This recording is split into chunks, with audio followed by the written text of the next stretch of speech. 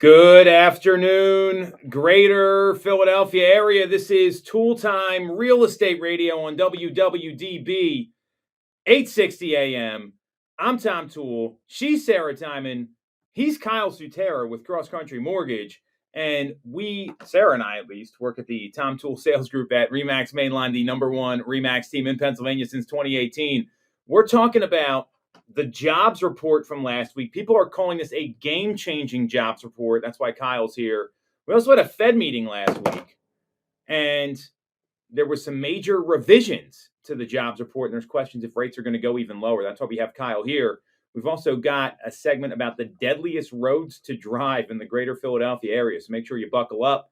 Traffic in Philadelphia rankings compared to other cities thanks to consumer affairs, and an update on the SEPTA talks, which could affect all the commute time. And we've got a great new listing and a couple open houses this weekend. So if you get some value out of this or you like what you hear, make sure to subscribe to the channel. You can hit the bell for notifications. And if you want to schedule a call with our team and talk to Sarah in particular, she's got many happy listeners. I know she's putting one of them under contract today. And someone that had reached out to us, make sure to click on the link in the comments, schedule a time with her. She's an absolute pro. So we had quite the mortgage news week last week, Kyle. We did. And Sarah had C-SPAN on, right? CNBC. What were you watching? I want to know. I'm kidding. Those are some of the most boring things to watch. It's brutal. But there was some significant news here that the Federal Reserve met. They, as expected, did not lower rates. However, since the first time since 1993, there was two governors. I'm assuming it's Bowman and Waller. Those were the two I would guess, because they came out and spoke negatively about the decision the last time, that did not vote with the Fed. So before we get into the jobs report and everything else, Kyle, I'd love to get your reaction on the divergence in voting as a unit for the first time since 1993 for the Federal Reserve when it comes to a rate decision. Yeah, I think it means the writing's on the wall. Okay. Right.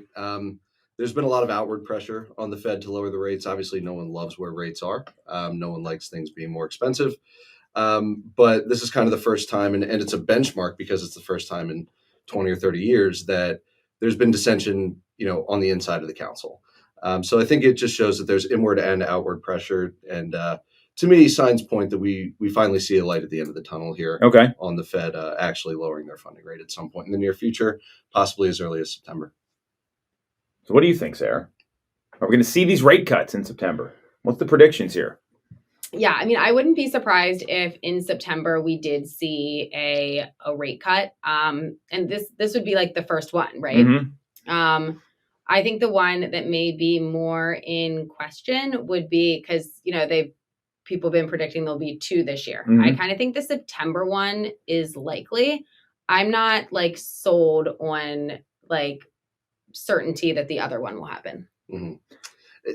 To me, so it's always been a balancing act with the Fed, right? They've kept their rate high for a year or two now in hopes to quell inflation, essentially choke holding demand to try to keep inflation towards their 2% goal. They're not quite there. But the downside when you hold rates high for so long is that, especially for businesses, they have to cut costs somewhere.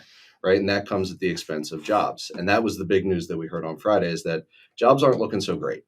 And if the jobs number gets too bad, it's signs of a weakening economy, it's signs of recession. And so I think their hand is almost kind of getting forced here. They can't keep seeking their inflation rate at such a cost to the rest of the economy. So I think they kind of have to make a move, whether it's September, October. Sarah, I don't disagree with you. I think it depends on where the job reports go from there. Yeah. We just learned that the previous two jobs reports were apparently inaccurate. So hopefully we can get some accurate ones. And if those numbers start to look a little bit better, they may hold off and not do another one in 2025. But I do think that at this point they kind of have to do something. Yeah. And my estimate, or my thinking here of yes, there's one, will there be two, is not actually based off of anything other than just what I am thinking could happen. So, I know you're much more. Your guess is as good as the rest of ours, to be honest with you. Right.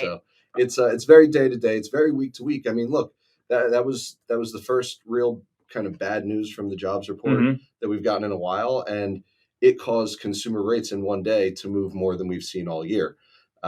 People went to bed on Friday, woke up on Monday, and their interest rate was 0.25% lower in some cases. So kudos to those buyers who have stuck with us and possibly went under contract this week. They just got a lower rate.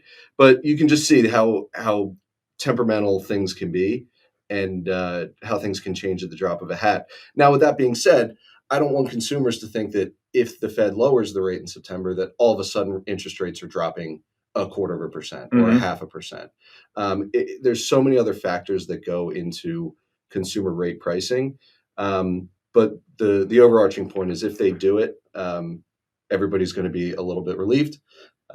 Overall cost of spending will come down, cost of borrowing, and I think it's just a wait and see game from there.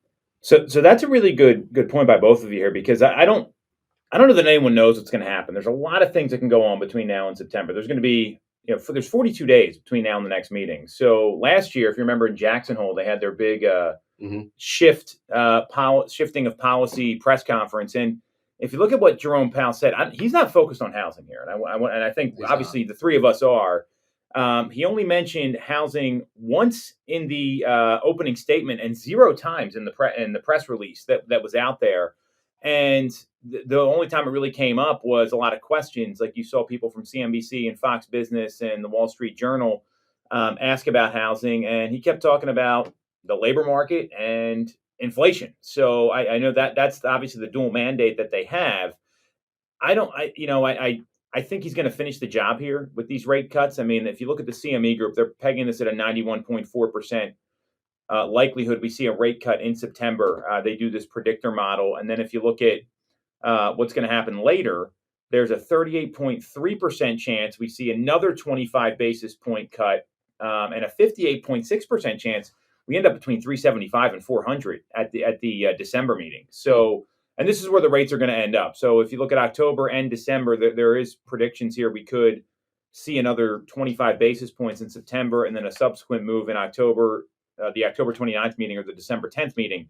Now, when I look at this, you would think that they would wait for the jobs report to come out before they have the Federal Reserve meeting, because this jobs report comes out and the U.S. added 73,000 jobs in July, and that was below the Dow Jones estimate for a gain of 100,000.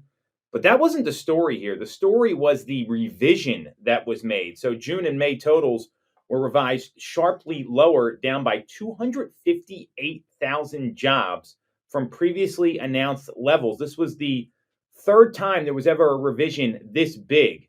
It was in 2009 and then last year. And if we all run businesses here, don't you think you'd want to wait for that report to come out before you make a decision about rate cuts? Because I would imagine they would have cut the rate had they seen that jobs report beforehand. Like, I don't understand the timing here.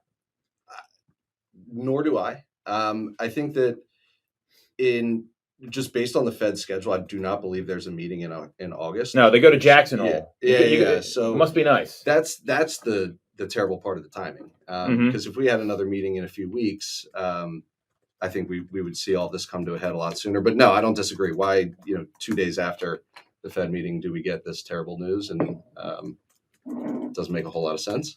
But maybe they want it that way so that they can be for whatever decision they make, if this is not what was expected or whatever, it can be oh, we didn't know. I don't know. I mean, I don't think that's that far off, Sarah. I think it's clear it's that you can kind of blame it on something else then if it doesn't go how you hope it does. I mean, a weatherman. It's wild to me, though. And Heather Long, the chief economist at Navy Federal Credit Union, said this is a game-changing jobs report. And it shows what I think a lot of people have been feeling, that the labor market's a lot weaker than what it looks like. Mm-hmm. I think there's something to your theory here. This is not that far off, because a lot of people are accusing the Fed of playing politics here. You never see that. 1993 is the last time there's a dissenting opinion. There's something to that. It sounds like people knew that some of these reports were just flat out wrong. It happened last year. Yeah. So again, I think that all the writing is now on the wall where they have to make a move. They've kept their rates steady for 3 months in a row when jobs numbers were actually worse than we all thought it was. So to me, that means they're going to have to drop their funding rate, at least in September. So you think there's going to be a September rate cut? What about the August press conference they have in Jackson Hole? Do you think there's going to be another signaling of policy shift there? Because I'm clear the Fed's at the point where they've got to do something now with this jobs report coming out. The president's all over them. There's a lot of things happening. I think there's I don't know how they move ahead and don't have a rate cut in September. Do you think they're gonna shift policy signals there? So at least with interest rates and markets, they're always going to try to move in advance of what the Fed actually does. Now they have 2 months here where they get out ahead of this decision. I think that the jobs report last week was really telling. I think that whatever news comes out of Jackson Hole, which I imagine it will kind of hint to a policy shift, that might cause another pre-movement of the market. So we might see rates drop a little bit lower then. Don't quote me on it, but I think that by the time we get to September, if all of this news keeps going the way that it is, they're going to do something. And to be honest with you, interest rates, as far as we see in mortgages, will probably already be buffered that in. Yeah, baked in. Interesting. Yeah, I tend to. I mean, I do think the pricing right now is ahead of what the Fed's going to do. Like if we saw a rate cut, I don't know that rates would come down much more. No, I if it happened today, maybe. But like you said, they have that Jackson Hole summit in between now and then. So if they give some pre-indicators there, the market's going to move in advance, and that might lead to when they actually do cut the rate. We don't see a whole lot of movement then. But to me, that means that anyone who's in the market right now, you just picked a good time accidentally. Interest rates are essentially artificially lower than they were last week for no reason other than what we think is going to happen. And maybe with less competition as a buyer than what you would have when they officially announce it. Like the rate could be the same now, like, leading up as it is then. But if it wasn't like officially announced, then maybe a little less competition. Yeah. I mean, I'm a big believer. You always want to be a buyer or a seller when there's not a lot of competition for you, August to me is such a great month because people are away. I mean, you've been at the office the past couple of days. I think it was like me and you and a couple other folks. Like you were in there, but there's not a lot of people in there, and that's pretty normal during the month of August. So I do see the timing on this. I know, Sarah, you're a big believer. You can time the market, right? That's your. But I think if you didn't, accidentally is a great word, Kyle. I think that's really smart.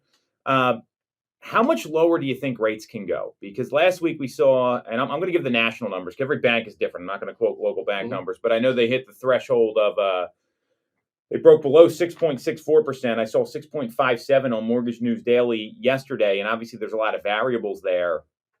Do you think they go any lower? A lot of people are predicting like 6.3 to 6.4 by the end of the year.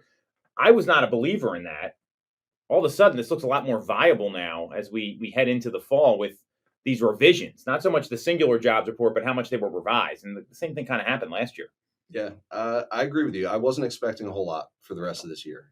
Since January, they've been kicking this can down the road, and I just kind of lost confidence that a decision was ever actually going to be made or need to be made. This revision throws that all out the window. Okay. I think it's going to accelerate things. I think that there's a good chance if they lower in September and then they really look to lower again once or twice before December, there's a good chance we end this year in the low sixes, which from where I sit would be awesome. Yeah. That'd be awesome for everyone. I mean, selfishly, I would think that'd be great for it to happen. Yeah. So, what do you think, Sarah? Do you think we're going to see rates come down a little more? I mean, what's your prediction here? I'll give you guys some data on what some other folks are saying. Yeah, I think that we're going to see them come down a tick. I don't think it's going to be something wild. You know what I mean? I don't think it's going to be some huge plummet. I think we're going to see them come down a little bit. And then again, if there is another rate cut later in the year, obviously that's going to, affect things here. But I think it's going to be slow and stable and steady the way that it's done. I don't think it's going to be these it's not going to be this volatile thing. And I do think that as we've talked about this before, as the rates come down, competition comes back up. So it's really about monthly payment. Yeah. And the Fed doesn't want it to drop significantly. That's the worst case scenario. We don't want I don't think that's good for the market. Again. No, to be very clear. Into a tailspin. The only reason that I think we might be that we might actually see it now is just because they kind of got caught with their tail between their legs with this revision on the jobs report. So that might send things into a little bit of a spiral, but they're going to do their best to maintain it and keep it slow and steady. But we'll see. So I'm gonna share some data with you here. So I mean, I think the 10-year obviously is a very important data point here. So the 10-year action was all on Friday. I mean, rates came down like instantly after this job report. I know you get quoted later in the day, but there was a waterfall drop from a high of 4.4 down to 4.21%. So if the 10-year falls a little lower, I mean, you get below 4%, I think that's where things could get pretty interesting. Mm-hmm. The mortgage spreads, I mean, they've improved this year. So if you don't know what a mortgage spread is, it's the difference between where mortgage rates are coming in and the 10-year yield. And with the dovish tone from the Fed and with more rate cuts, the spreads could slowly improve over time. I don't think it's going to be overnight. So, just for it, Logan Mohtashami with Housing Wire, he hopes for like a 0.27 to 0.41 percent improvement in 2025, working from an average spread of 2.54% in 2024. We've gotten close. We haven't hit it. And if spreads were as bad as they were, meaning the spread was further apart, mortgage rates would be over 0.75 of a point higher right now than if we looked at 2023 levels. But if they were in their normal range, pre-pandemic, mortgage rates would be 0.53 to 0.73% lower. So, I mean, then all of a sudden you're like 5.9, Mm-hmm. right? Or 6. That would do a lot for the market. And historically, mortgage spreads have ranged from 1.6 to 1.8%. So I think that's the thing you really got to look at. I mean, Kyle, you're in this business every day. You understand this a lot better than I do. What's your interpretation of the mortgage rate spread and what it would take for that to improve back to pre-pandemic levels? Because this has been, it's not even the 10-year, it's the spread has been the problem. Yeah.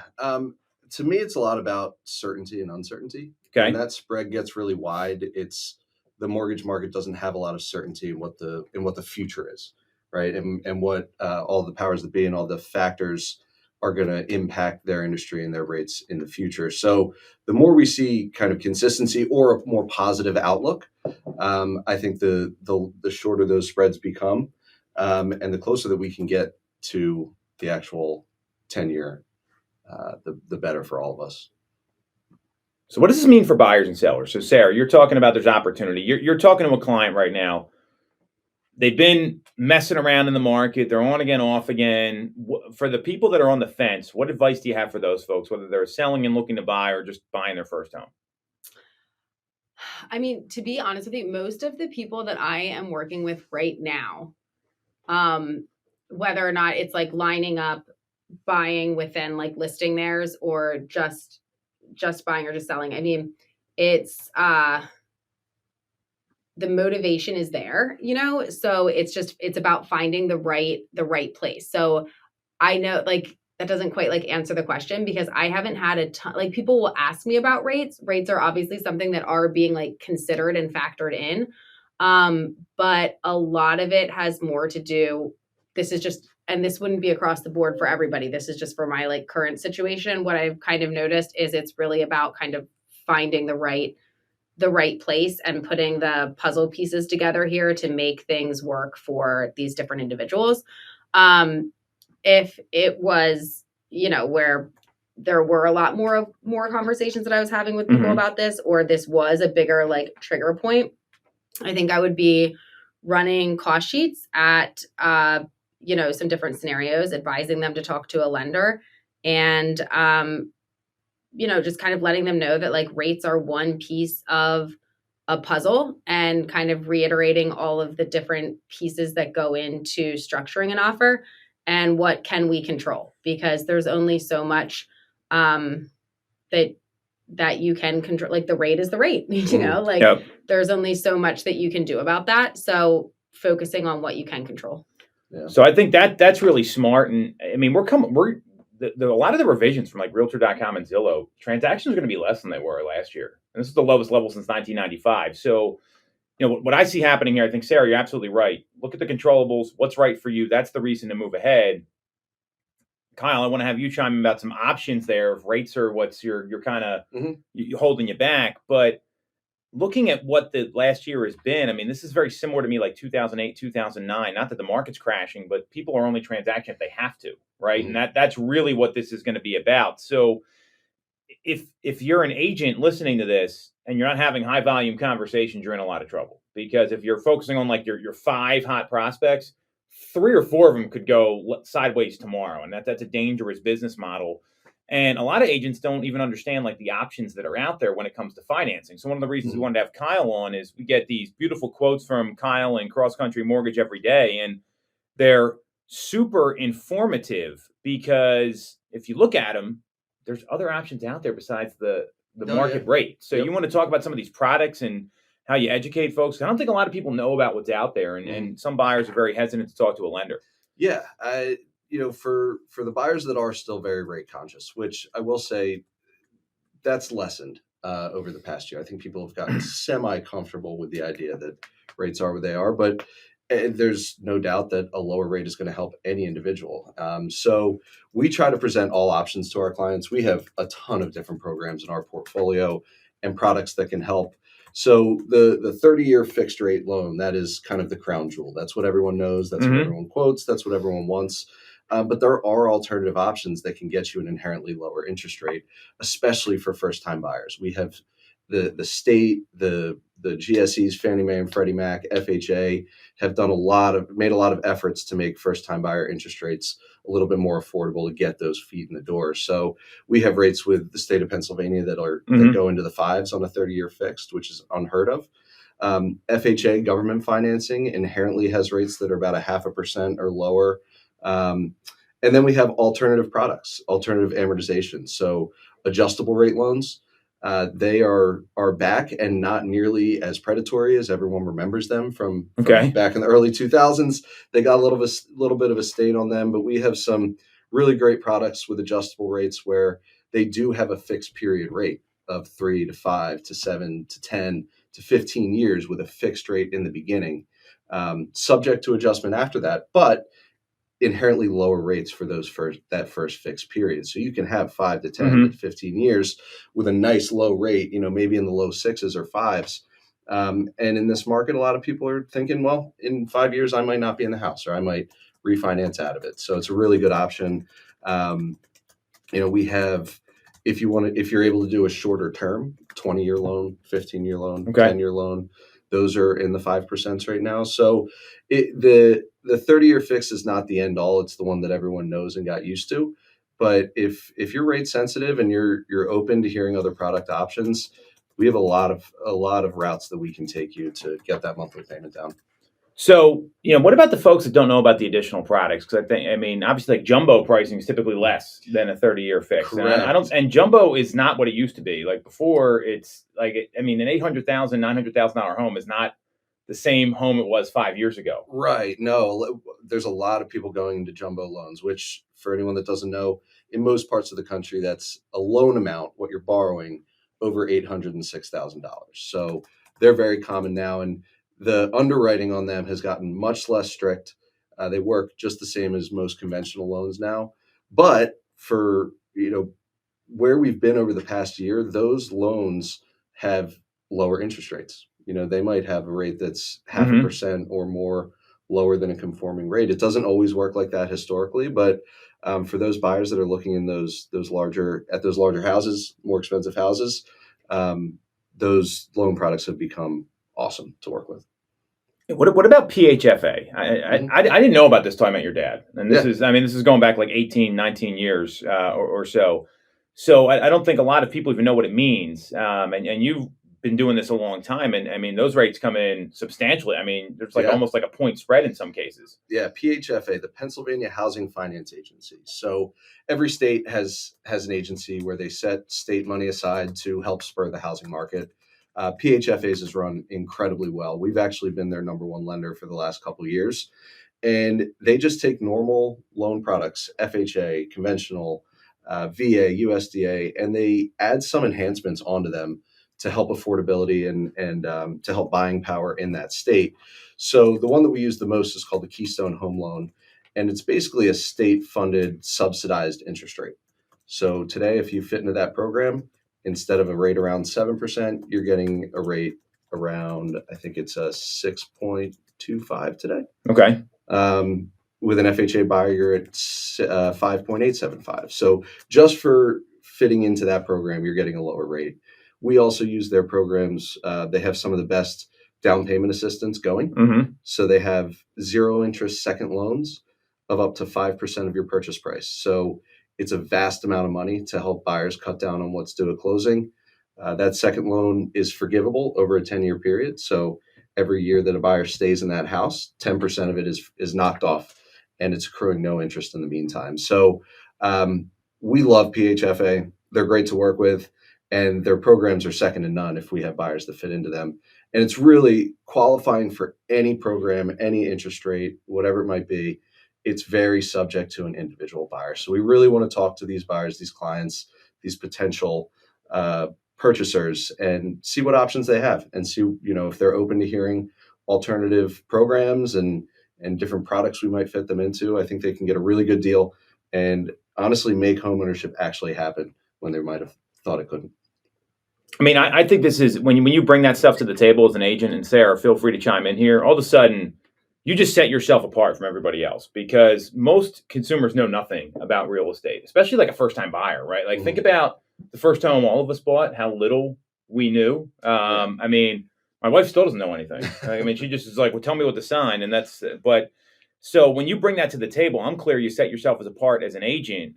Sarah, have you had success bringing different loan options, or like buying, like all these just different options to the table?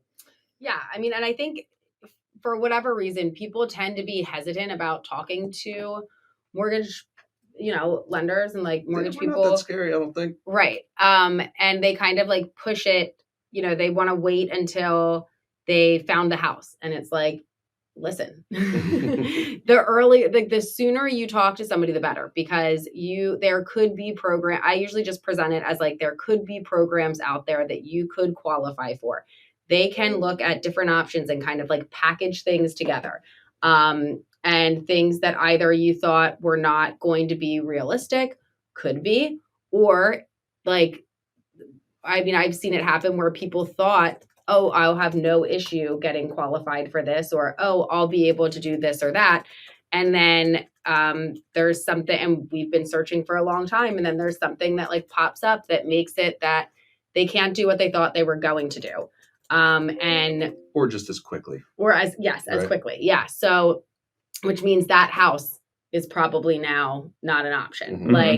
Mm-hmm. Because different things take time to change when you're looking at these different, if there's something on your credit report, or like there's it could be anything. And the sooner you kind of talk to people and get information and kind of get your ducks in a row, the better. Because if you wait until you found the house, it might be too late. Mm-hmm.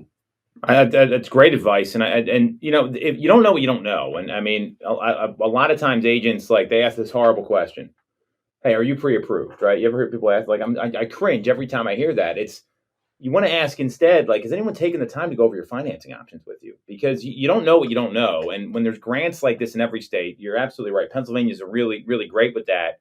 It enables you to bring solutions to the table, and you might turn a buyer into someone who didn't think they could buy a home, which at that point, I mean, think about what you're doing for that person. I mean, just from a long-term wealth perspective. So, and that's why it's important to have options when you see all this noise going on about rates and what's happening in the economy, and what's Jerome Powell going to do, and the jobs report and everything else. I'm pretty clear that one of the best things you can do is find a great lender to refer somebody to, and that's going to be a valuable asset in your business. It's going to be a valuable asset for your clients. It's going to help a whole lot of folks. So, well, and it brings it right down to like the lender and to you. You don't have to try and read between the lines or look at some of these national headlines and interpret what that means. It brings it down to like, hey, this is my situation. What does this mean for me?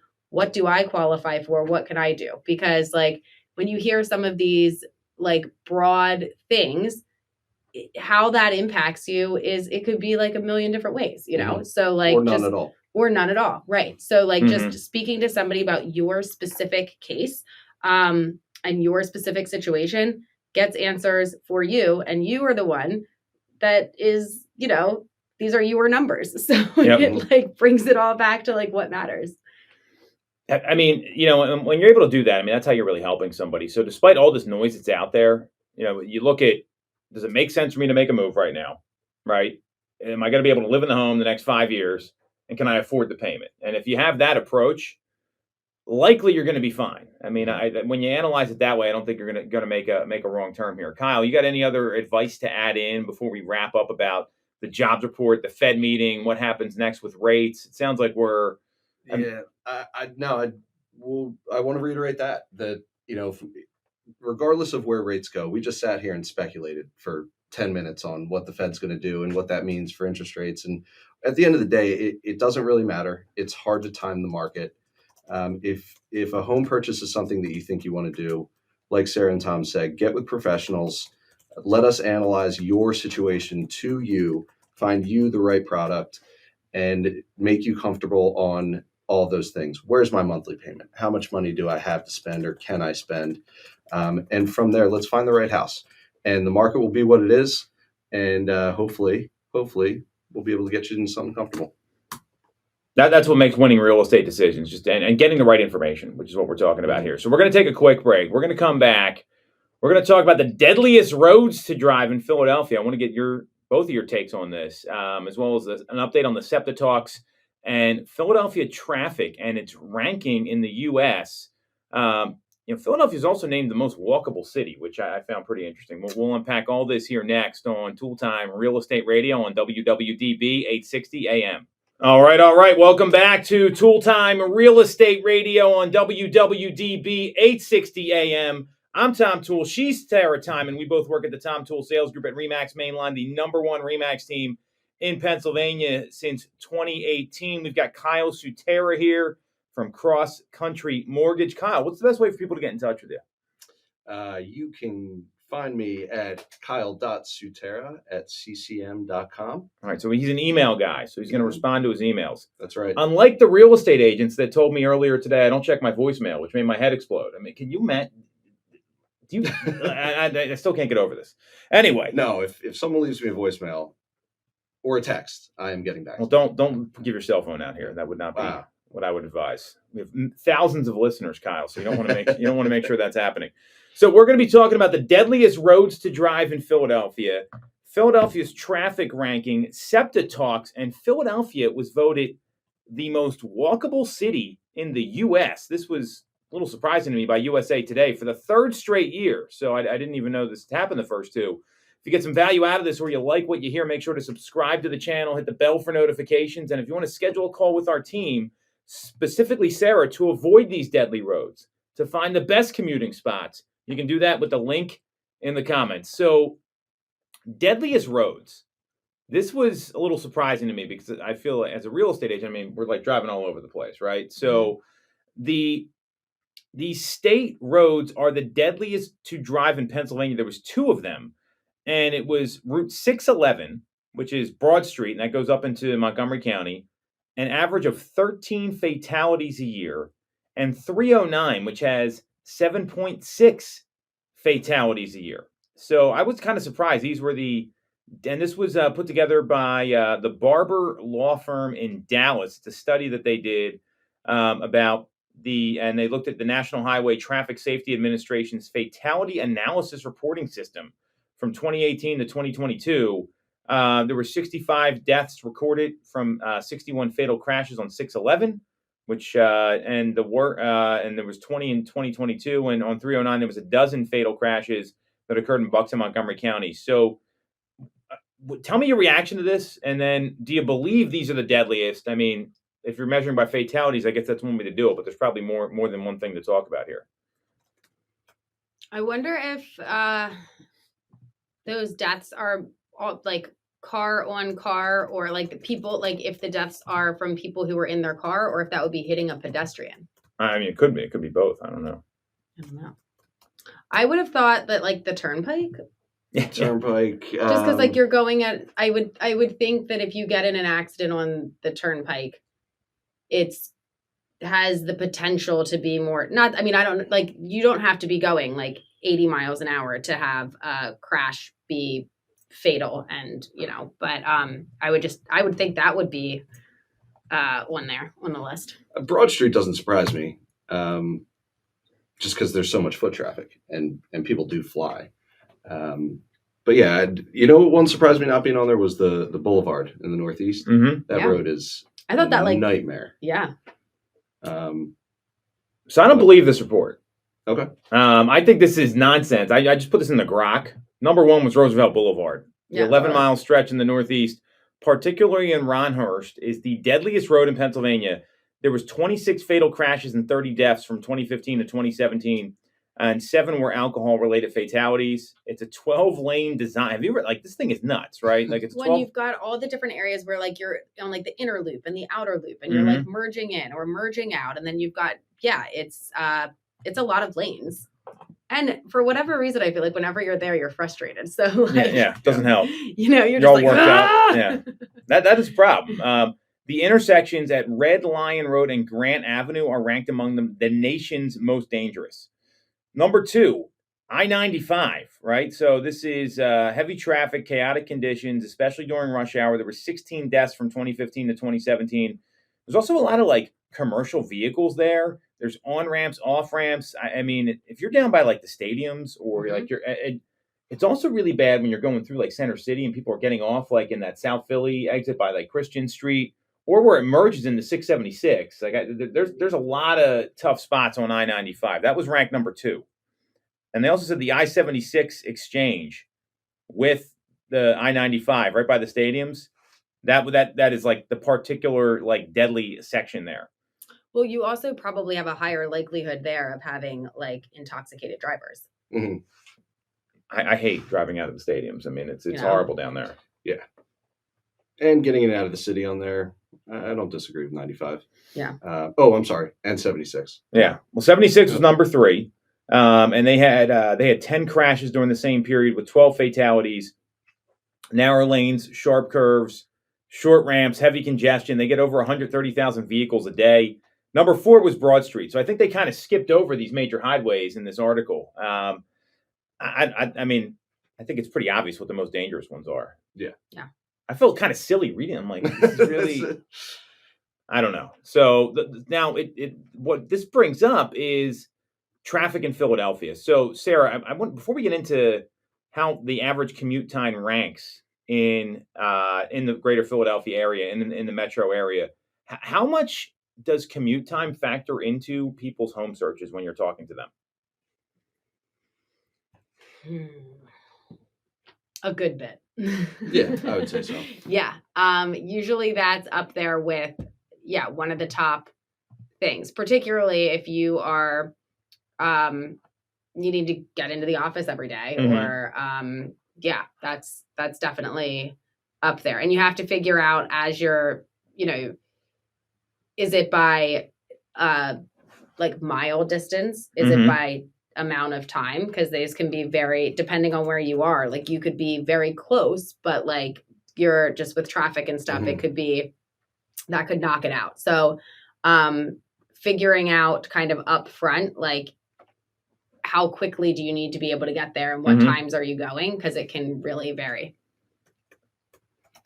Yeah. So what's the average, people say ideal commute time. Do they ever give you a number? And there is a range. I do agree with you there. It definitely can vary. I would say typically within 30 minutes, and 20 minutes is pretty common. Most people aren't expecting to get somewhere in 10 minutes. Yeah. Okay. 10 minutes. I mean, that's pretty close. So here's the average. And that's why I was asking this question. So if you look at where Philadelphia ranks, the average commute time is 28 minutes for people in the Philadelphia metro area, which I think that kind of makes sense. When you think about it, my commute to work's 35 minutes if I'm going to the office. So it's kind of right in there. I'd imagine you're probably close to that. You're probably in the same boat. Yep. And that ranks 18th in the country. So 18th is not so bad when you figure we're the 5th or 6th largest metro area. This is according to Consumer Reports, and the congestion is a lot less than several Northeast cities where they, specifically mentioned Boston and New York, which are disasters for commuting. So that was pretty interesting to me. I think that's kind of normal, especially in the suburbs, because you look at where the hubs of like jobs are. Like there's a lot of jobs in like King of Prussia. There's not a lot of jobs in like Downingtown, as an example. Right. You know what I mean? Especially some of these more rural areas. You see Conshohocken's another hub. Obviously, you know, places like that. So this congestion time was ranked. They calculated from 6 a.m. to 10 p.m. using the Federal Highway Administration's Urban Congestion Report. And it's the average number of hours during specified times in which road sections are congested and speeds are less than 90% of the free flow speed. So you're going, like, if it's a 45-mile-an-hour speed limit, you're going less than 40, basically. And that was ranked 21st. And it was more than an hour less than Washington, D.C., New York, and even Baltimore, which I was kind of surprised about. So I guess the traffic isn't that bad here. Maybe that's why people are okay with these kind of commutes. I mean, is this surprising to you? Because I was surprised that I think the traffic here is horrible. I was going to say, it doesn't necessarily surprise me. I know it's bad in New York and DC, but it just enforces the fact that I could never live there because I feel like our traffic's terrible. But apparently we're fine. I feel like I don't think we're fine, but well, I feel like it's interesting because I feel like there's people that know how to like get around it, you know, like the back roads are like, I'll cut over to this one at this time and da-da-da-da. I feel like I typically just like put things in my GPS and go. But there's a lot of people that do that. There's a lot of people that embrace it too and just throw on a podcast and don't let it bother them. Dude, my wife doesn't know how to get around our neighborhood. She's like, "Oh, I got lost," and I'm like, "What do you mean? You're like it's." And do you do to get to the office? Do you do highway or do you do like other roads? Back roads, actually. Yeah, I do back roads to get there, and then I do the highway home. I don't know why. Little cruise. Yeah, I just cruise at the end of the day. I do it like a little circle. I think it depends on where you're. Like I don't really have the option to do that unless I'm on the other. Like if I'm a little further west, then I'll get on the highways, like the 202. But where I am, it just doesn't make a lot of sense. I mean, I think where you guys live, because you guys are pretty close, it's a different spot. Like it actually is like it's almost like probably a push. Or sometimes those back roads get really jammed. Right. Like Bryn Mawr Avenue gets very jammed if you're there. Like and I take that road pretty much every day. So I feel like there's been a lot of construction there too. Yeah, it goes down the one lane. There's some trees getting. I saw them earlier today. So yes, I'm very familiar. So I don't think the traffic here that's bad, but I do want to talk about this walkability. This was surprising to me. Philadelphia was ranked the #1 most walkable city for the third year in a row. And I guess when you think about it, Center City from east to west is 2.4 miles from Penn's Landing to Schuylkill River Trail, and you can cross the city in about 50 minutes. And when I think of Center City, and it's expanded, but since I live down there and we've all lived in Philadelphia, it was like Vine to South. And now it's like Girard to Washington. Like, I mean, have you guys noticed a change in how people view the city? Absolutely. Yeah. The neighborhoods are kind of blending a little bit or merging. I guess I get it. It's very thin, so that helps. I never really viewed it as a walkable city. I lived in Fairmount, and walking to Center City wasn't lovely. Yeah, but it was doable. Yeah, I mean, I lived in Bella Vista, and we would not like all the time, but like we would sometimes. It wasn't like unheard of for us to walk to Center City. Yeah, I was in the Loft District, also known as North Chinatown, which is what it really is. And I mean, we were kind of in the same boat. Like we were up by Spring Garden, so. It would also depend, like, I remember vividly, like, the Phillies were in the World Series. I'm like, I'm not taking a cab anymore. Right. It's going to take forever. I'm just going to walk down, and it was a lot closer. So it also depends on the weather and some other things. Yeah. Listen to these other cities that are ranked. I was kind of #2, Providence, Rhode Island. Like, I don't even know how you compare Providence to Philadelphia. Providence to Westchester. Maybe. Yeah, I don't know. I mean, #3, Burlington, Vermont. Same thing. Yeah. #4, Columbus, Ohio. This is the only one so far that even has like a sports franchise. Yeah. And they have a hockey team, so I don't even know if that counts. #5, Boston. Boston, I think, is actually downtown Boston's very walkable, but they have so many neighborhoods outside. I think that's where the problem is because and they have like the rivers there and all that sort of stuff. I was surprised Boston wasn't higher. #6, San Francisco. 7, Chicago. 8, Savannah, Georgia. 9, Washington, D.C. 10, New York. I was really surprised to see some of these cities so much lower in there. So what do you think this means for, like, housing? Do people, like, I mean, we talked about commutes. I think that's obviously a big mind. Do people look for walkability? I mean, I think the walkability people look for that more in the suburbs than they do in the city. It's like a big thing now. Yeah, I would say like in the suburbs, it's not uncommon for me to hear that people want like walkability to like the main street or like, whatever. In the city, I guess maybe from like, sometimes that factors more into like a safety standpoint for like, where you're trying to get when and whatnot. And then walkability means very different things to many different people. That's true. Like what is walkable, Yeah.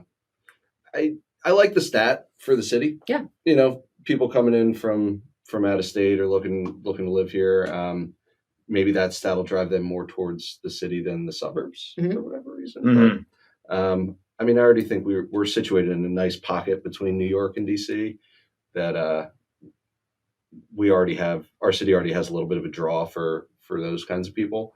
And maybe this stat just helps boost it. But I wonder if also the walkability comes into play here because you kind of have to like this. We don't have like a good subway. We don't have a good subway system that can get you everywhere. It's not good at all. Because there's like 2 lines, and so if you're not going somewhere off of those, you're probably not. You're not taking it. So maybe by default, it is if they're doing by like how often people walk. Maybe they don't want to be walking, but they are. Yeah, that's a good point. And I think, the only time people really take this is if you're going to the suburbs or you're going to a game. Yep. And that's really it. Otherwise when we lived in the city, we took cabs everywhere. That was just the way it was. So I do think there's more desire for walkability in the suburbs. And I think these people that say that stuff, they don't even walk anywhere. Like I'm convinced it's just like they like the idea of it. Right. And so, but we do live in a pretty, it looks like, when you look at all this stuff, commuting's not horrible. Dangerous roads are at a minimum, and we've got a lot of opportunities for walkability. So that's all good stuff. So that should certainly help the market here. So we got one new listing and a couple open houses. Sarah, you ready to pull these things up and go over them? Let's do it. All right. So we got 2300 Highland. That's a new listing in Drexel Hill. I'll let you handle the open house on Brighton in Devon. So this property on Highland, it's a 3-bed, 1.5 bath, end unit row home in Drexel Hill. It's 1,296 square feet. Seller's going to be asking $279.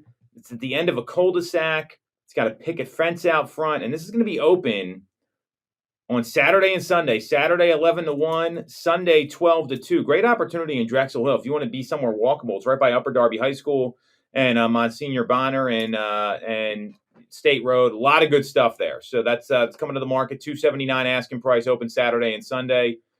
Sarah, you want to talk about Brighton here? Brighton Circle open this weekend? Yep, we've got a open house here at Brighton Circle this weekend.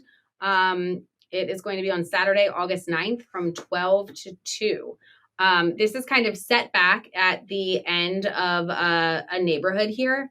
It's a 5-bed, 4.5 bath, close to 4,000 foot detached single family home, right here in Devon.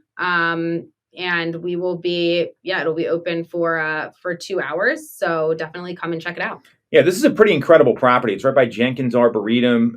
It's got a very open floor plan, built in the 80s, much different than what you normally get in Devon. So if you want an open floor plan and not a lot of maintenance, come check this place out. So that's all we got this week. You can email Kyle. It's kyle.sutera@ccm.com. You can follow Sarah at Ty_TyTime. On Instagram, you can follow me at Tom Toole 3RD, and we'll be back next week on Tool Time Real Estate Radio on WWDB 860 AM.